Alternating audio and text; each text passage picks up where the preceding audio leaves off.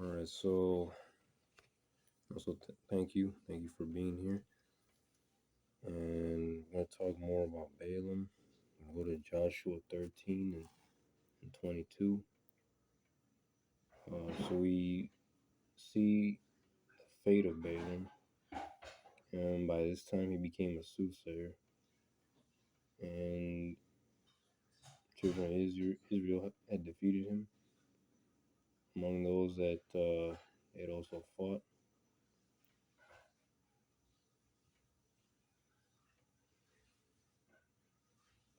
so they had fought. Um, they fought kingdoms such as Sihon. They fought the king of the Amorites. That's from previously from verse 21. He reigned in Heshbon. He smote princes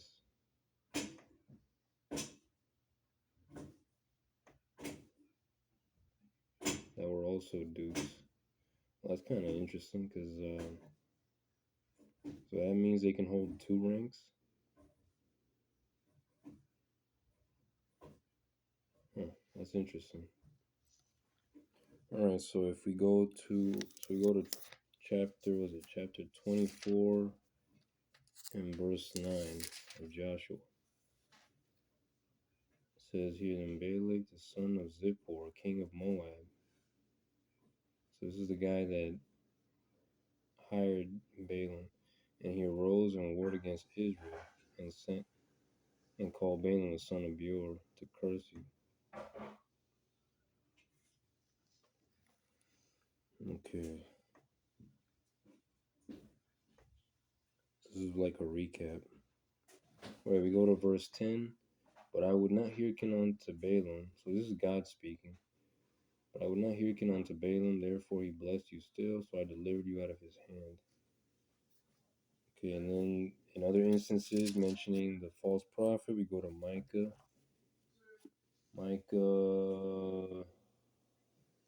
Let's see here, Micah. Actually, it's over here.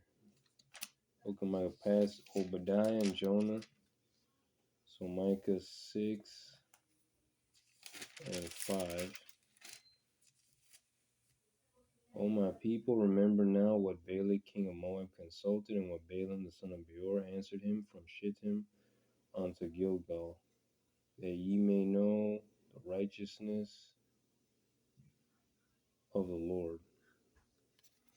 The Lord's reminding them of what Balaam had done, what Balak king of Moab had done. Let's see, for I bought thee up. Okay, so verse 4. For I bought thee up out of the land of Egypt, and redeemed thee out of the house of servants. And I sent before thee Moses, Aaron, and Miriam. So this is God once more speaking, saying all that had happened to Israel. So we're getting the history of events that took place, important ones. All right, then we go to 2 Peter 2 and 15.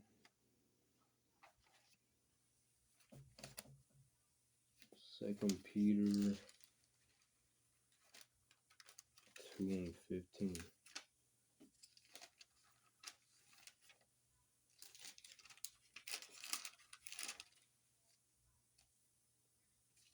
Almost there.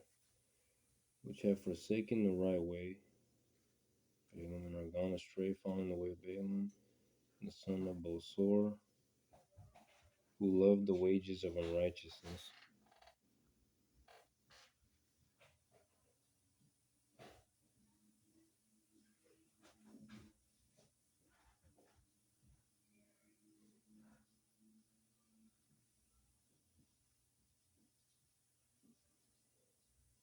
Okay, been there and that's done.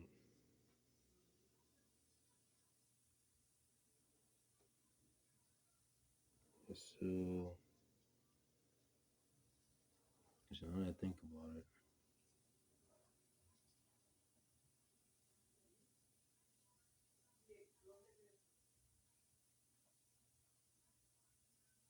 Yeah, everything had already been taken care of. There's no real need to like reenact or anything like that. Like that's all been done. The only thing is, dealing with the evil spirits that, exist or real and hinder our lives, our daily life. Um so okay, we go to was it now it's verse 16. But was rebuked for his iniquity, the dumb ass speaking with man's voice. Dumb ass, not dumbass, the dumb ass speaking with man's voice forbade the madness of the prophet.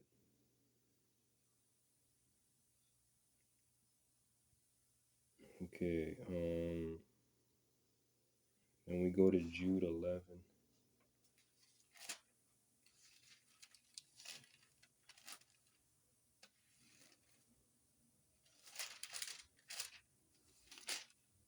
Yeah.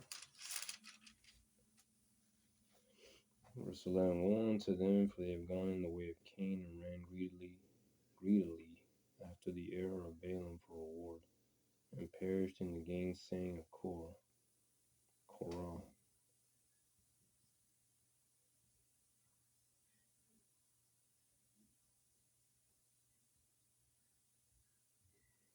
Lord, we're grateful and we do thank you that we're still here. Then the last one is Revelation. So wait a minute. So whatever spirit Balaam had, the same was in Korah and rebellion, and also Cain. Well, they also had a spirit of murder.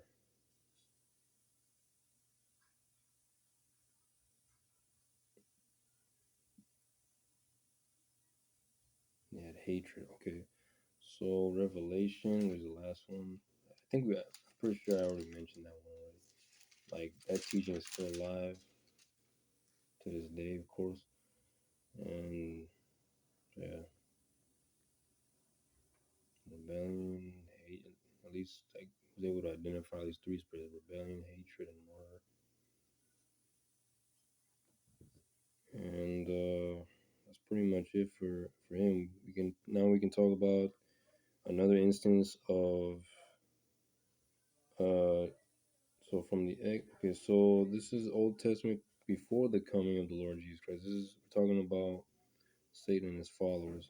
So this one's about an evil spirit which came between Abimelech and the Shechemites, and it was pretty gruesome. So go to chapter Judges chapter 9. Let me keep going this way. So Judges chapter 9. Judges chapter 9. Alright, so I'll read the whole thing. Alright, so and Abimelech the son of Jerubbaal went to Shechem unto his mother's brethren, and communed with them, and with all the family, the house of his mother's father, saying, Speak, I pray you, in the ears of all the men of Shechem, whether it is better for you either that all the sons of Jerubbaal, which are 80 persons, reign over you, or that one reign over you, or that one reign over you. Remember also that I am your bone and your flesh.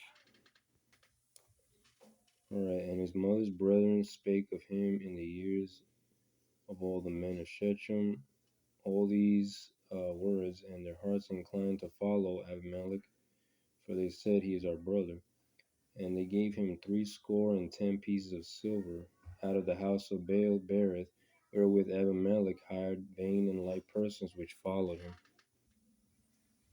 Alright, and he went unto his father's house at Ophrah, and slew his brethren, the sons of Jerubbaal, and being 80 persons upon one stone, notwithstanding yet Jotham, the youngest son of Jerubbaal, was left, for he hid himself.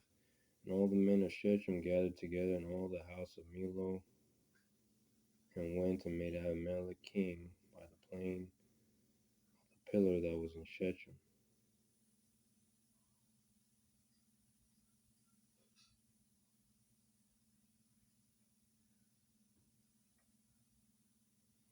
And when they told it to Jotham, he went and stood in the top of Mount Gerizim, and lifted up his voice and cried, and said unto them, Hearken unto me, ye men of Shechem, that God may hearken unto you.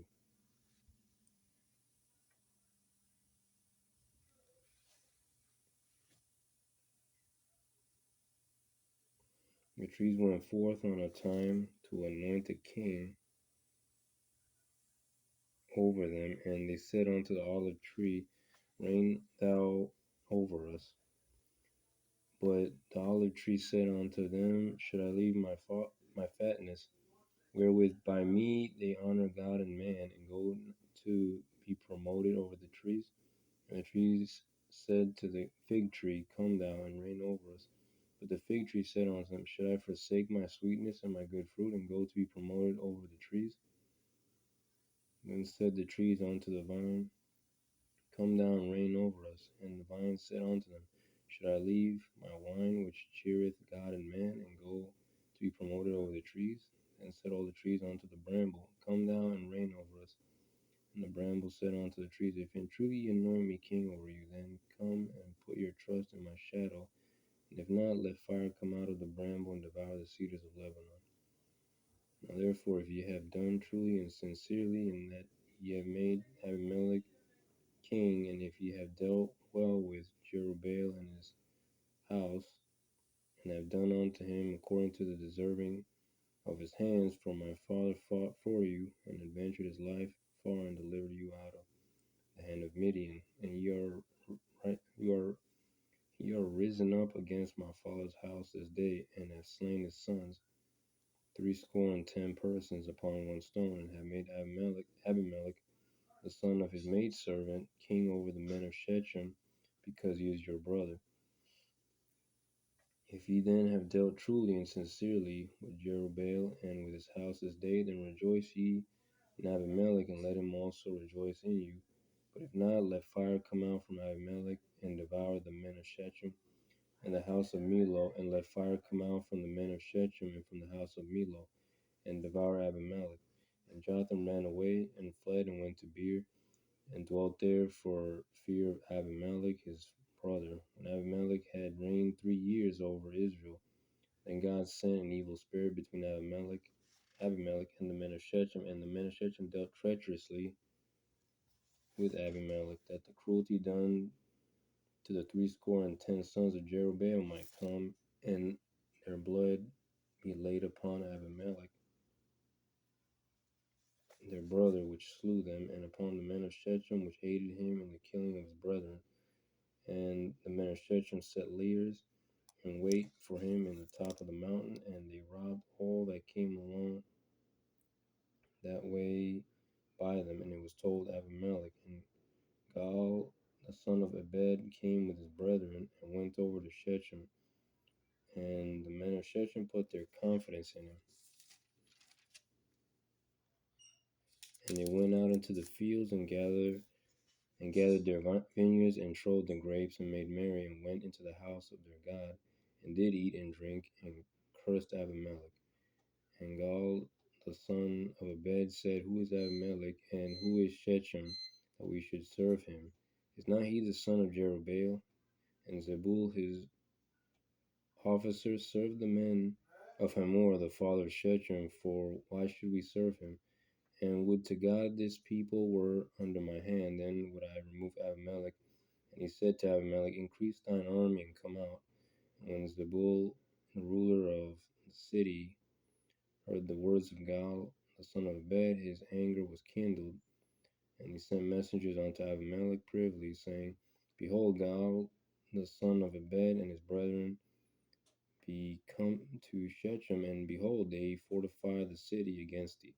Now therefore up by night, thou and the people that is with thee, and lie in wait in the field, and it shall be that in the morning, as soon as the sun is up, thou shalt rise early and set up the city. And behold, when he and the people that is with him come out against thee, then mayest thou do to them as thou shalt find occasion. Yeah, I also gotta get my what I heated up over there after this. And Abimelech rose up and all the people that were with him by night, and they laid wait against Shechem in 4 companies. And Gaal, the son of Ebed, went out and stood in the entering of the gate of the city, and Abimelech rose up, and the people that were with him from lying in wait. Or actually, I'm gonna go get that right now. If it stops, then well, I'll just make another one. All right, got my fries with ketchup. Now we can continue. Verse 36. And when Gaal saw the people, he said to Zebul, "Behold, there come people down from the top of the mountains." And Zebul said unto him, "Thou seest the shadow of the mountains as if they were men." And Gaal spake again and said, "See, there come people down by the middle of the land, and another company come along by the plain of Meonenim. Then said Zebul unto him, Where is now thy mouth, wherewith thou saidst, Who is Abimelech, that we should serve him? Is not this the people that thou hast despised? Go out, I pray now, and fight with them." And Gaal went out before the men of Shechem and fought with Abimelech. And Abimelech chased him, and he fled before him, and many were overthrown and wounded, even unto the entering of the gate. And Abimelech dwelt at Arumah. And Zebul thrust out Gaal and his brethren, that they should not dwell in Shechem. And it came to pass on the morrow that the people went out into the field, that they told Abimelech, and he took the people and divided them into 3 companies, and laid wait in the field, and looked, and behold, the people were come forth out of the city, and he rose up against them and smote them. I have like 2 of these. Alright, so I'm just gonna cross this out. And Abimelech, okay, so verse 44, and Abimelech and the company that was with him rushed forward and stood in the entering of the gate of the city, and the 2 other companies ran upon all the people that were in the fields and slew them. And Abimelech fought against the city all that day.